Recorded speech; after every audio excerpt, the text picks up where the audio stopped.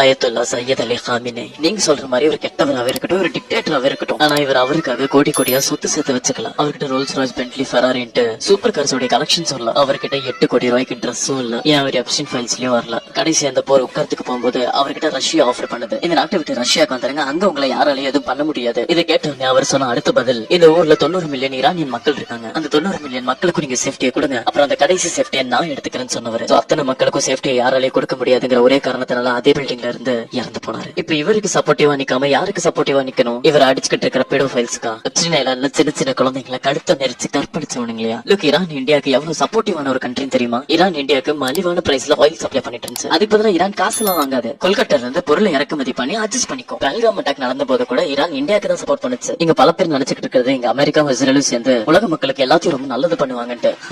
அவனுங்களுக்கு இந்த உலக மக்களை அடிமையாக்கி வச்சிருக்கணும். அவனுங்களுக்கு இந்த ஹிந்து முஸ்லீம் எல்லாம் தெரியாதுக்கான அடிமையாக்க முடிவு பண்ணிட்டா நாட்டு மக்களை முழுசா அடிமையாக்குவானுங்க. சோ பொதுவா பேசுறதுக்கு முன்னாடி ஜியோ பாலிடிக்ஸ் கொஞ்சம் தெரிஞ்சுட்டு அப்புறம் பேசுங்க.